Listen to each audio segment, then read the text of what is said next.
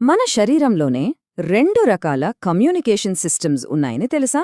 ఒకటి మెరుపులాంటి వేగంతో పనిచేస్తే, ఇంకోటి చాలా నెమ్మదిగా, నిలకడగా పనిచేస్తుంది. ఈరోజు మన బాడీలో ఉండే ఈ రెండు అద్భుతమైన నెట్వర్క్ల కథేంటో చూద్దాం. ఒక్క క్షణం ఆలోచించండి. నొప్పి అని మనం మెదడుకు తెలిసే లోపే మన చెయ్యి వెనక్కొచ్చేస్తుంది. అంటే మన బ్రెయిన్కి కూడా తెలియకుండా మనల్ని కాపాడే ఒక సూపర్ ఫాస్ట్ సిస్టమ్ మనలో దాగుందన్నమాట. మరి అదేంటో తెలుసుకుందామా?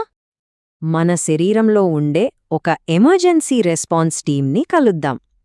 ఏదైనా ప్రమాదమొచ్చినప్పుడు వెంటనే స్పందించడానికి డిజైన్ చేసిన ఈ హై స్పీడ్ నెట్వర్క్నే మనం రిఫ్లెక్స్ యాక్షన్ అంటాం. సాధారణంగా ఏ సమాచారమైనా మెదడుకు వెళ్ళాలి, అది ప్రాసెస్ చేసి ఒక నిర్ణయం తీసుకోవాలి. కానీ వేడి వస్తువును తాకినప్పుడు అంత సమయం ఉండదు కదా. అందుకే ఈ రిఫ్లెక్స్ యాక్షన్ మెదడును పూర్తిగా బైపాస్ చేసేస్తుంది. ఇది మనల్ని కాపాడే ఒక అద్భుతమైన షార్ట్కట్ అన్నమాట. ఈ ప్రాసెస్ ఎంత అద్భుతంగా జరుగుతుందో చూడండి. మన చర్మం వేడిని గుర్తించగానే ఒక ఎలక్ట్రికల్ సిగ్నల్ వెన్నుపాము వైపు దూసుకెళ్తుంది. అక్కడ మెదడు దాకా వెళ్లే శ్రమ తీసుకోకుండా అక్కడికక్కడే ఒక యూటర్న్ తీసుకుని వెంటనే కండరాలకు చేరుకుంటుంది. రెప్పపాటులో ఇదంతా జరిగిపోయి చెయ్యి వెనక్కిలాగు అని ఆర్డర్ వచ్చేస్తుంది. మరి ఈ సిగ్నల్స్ ఇంత వేగంగా ఎలా ప్రయాణిస్తున్నాయి? దానికి కారణం ఈ న్యూరాన్లు, అంటే నాడీ కణాలు.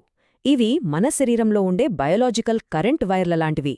డెండ్రైట్స్తో సమాచారాన్ని అందుకుని యాక్సాన్ ద్వారా ఆ ఎలక్ట్రికల్ సిగ్నల్ని ముందుకు పంపిస్తాయి. సరే, ఒక న్యూరాన్ నుంచి ఇంకో న్యూరాన్కి సిగ్నల్ ఎలా జంప్ చేస్తుంది? ఎందుకంటే అవి ఒకవానికొకటి అతుక్కుని ఉండవు కదా, వాటి మధ్య చిన్న గ్యాప్ ఉంటుంది. ఇక్కడే అసలు మ్యాజిక్ ఉంది. ఎలక్ట్రికల్ సిగ్నల్ ఒక న్యూరాన్ చివరికి రాగానే అది కొన్ని కెమికల్స్ని రిలీజ్ చేస్తుంది. ఆ కెమికల్స్ గ్యాప్ని దాటి నెక్స్ట్ న్యూరాన్లో మళ్ళీ ఒక కొత్త ఎలక్ట్రికల్ సిగ్నల్ని క్రియేట్ చేస్తాయి. అచ్చం రిలే రేస్ లాగా అన్నమాట. రిఫ్లెక్స్ యాక్షన్స్ మనల్ని కాపాడతాయి, నిజమే. కానీ మనం చేసే ప్రతి పని అంత ఫాస్ట్గా ఉండదు కదా.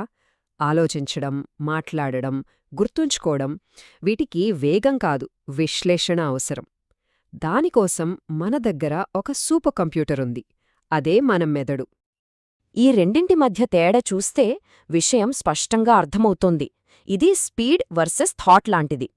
ప్రాణాలకు సంబంధించిన పనులకు వేగం ముఖ్యం, కాబట్టి వెన్నుపాము చూసుకుంటుంది. కానీ ఆలోచించి స్పృహతో చేసే పనులన్నీ మెదడులోనే ప్రాసెస్ అవుతాయి. ఇది నెమ్మదిగా జరగడం దాని బలహీనత కాదు, దాని స్పెషాలిటీ. ఎందుకంటే మంచి నిర్ణయాలు తీసుకోవడానికి సమయం కావాలి. ఇదొక అద్భుతమైన డిజైన్. మన మెదడు మన బాడీకి హెడ్ ఆఫీస్, ఒక కమాండ్ సెంటర్. శరీరం నలుమూలల నుండి వచ్చే సమాచారాన్నంతా ఇది ఒకచోట చేర్చి ప్రాసెస్ చేస్తుంది. మన ఆలోచనలు, జ్ఞాపకాలు, మన వ్యక్తిత్వం అన్నీ ఇక్కడే రూపుదిద్దుకుంటాయి. మనం చేసే ప్రతి స్పృహపూర్వక పని వెనుక ఈ అద్భుతమైన నెట్వర్కుంది. ఈ సూపర్ కంప్యూటర్లో కూడా వేరువేరు పనులకు వేరువేరు విభాగాలున్నాయి. ముందు మెదడు ఆలోచించడం, చూడటం, వినడం లాంటి పనులు చేస్తే, మన కంట్రోల్లో లేని శ్వాస, గుండె చప్పుడు వంటి ఆటోమేటిక్ పనులను వెనుక మెదడు చూసుకుంటుంది. ఇక అనుమస్తిష్కమైతే మన బాడీకి బ్యాలెన్స్ ఇస్తుంది.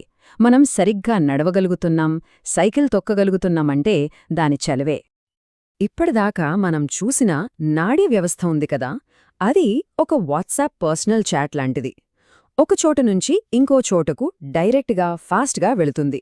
కానీ ఒకేసారి బాడీ మొత్తానికి ఒక అనౌన్స్మెంట్ చేయాలంటే, ఒక బ్రాడ్కాస్ట్ మెసేజ్ పంపాలంటే, దానికోసం మన దగ్గర ఇంకో సిస్టమ్ ఉంది. ఇది చాలా ముఖ్యమైన ప్రశ్న. ఎందుకంటే ఈ నరాలు, ఈ ఎలక్ట్రికల్ సిగ్నల్స్ ప్రతి ఒక్క కణాన్ని చేరుకోలేవు. వాటికి కొన్ని పరిమితులున్నాయి.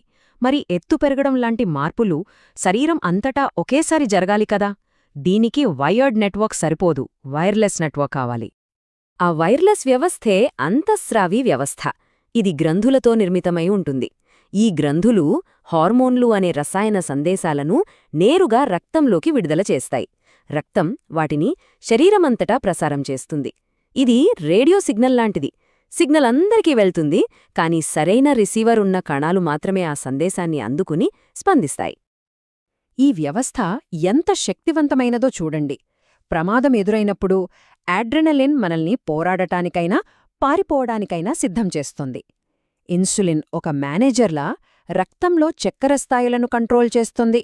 ఇక పెరుగుదల హార్మోన్ మన ఎదుగుదలను నిర్దేశిస్తుంది. ఇవి నెమ్మదిగా పనిచేసినా వాటి ప్రభావం మాత్రం చాలా కాలంపాటు శరీరం మొత్తం మీద ఉంటుంది. ఓకే, జంతువుల సంగతి చూసాం. ఫాస్ట్ నర్వ్స్ ఉన్నాయి, స్లో హార్మోన్స్ ఉన్నాయి.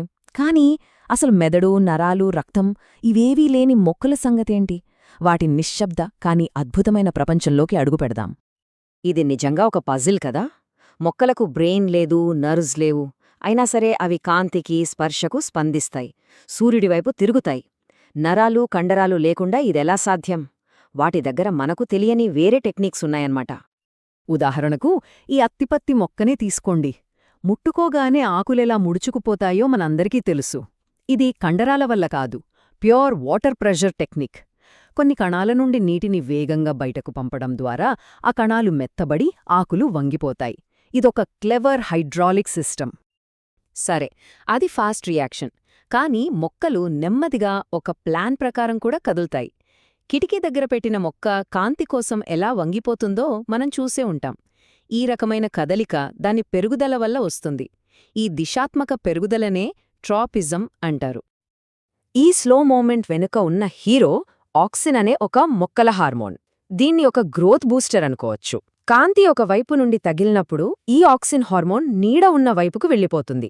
అక్కడున్న కణాలకు మీరింకా వేగంగా పెరగండి అని చెప్తుంది. ఈ అసమాన పెరుగుదలే కాండాన్ని కాంతివైపు వంగేలా చేస్తుంది. సో ఇక్కడ కూడా కమ్యూనికేషన్కి ఆధారం కెమికల్ మెసేజెసే. చూశారు కదా, ఫాస్ట్గా ఉండే నరాలు, స్లోగా పనిచేసే హార్మోన్లు. ఒకటి ఎమర్జెన్సీ కోసం, ఇంకోటి లాంగ్ టర్మ్ ప్లానింగ్ కోసం.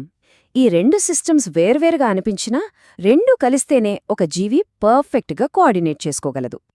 అంటే మన శరీరాలు లక్షలాది సంవత్సరాల క్రితమే హై స్పీడ్ కమ్యూనికేషన్ని, బ్రాడ్కాస్ట్ కమ్యూనికేషన్ని ఎలా బ్యాలెన్స్ చేయాలో నేర్చేసుకున్నాయి. మరి ఇప్పుడు మనం ఇంటర్నెట్ లాంటి కొత్త నెట్వర్క్లను నిర్మిస్తున్నప్పుడు ఈ ప్రకృతి డిజైన్ నుంచి మనం ఏం నేర్చుకోవచ్చో ఆలోచించండి.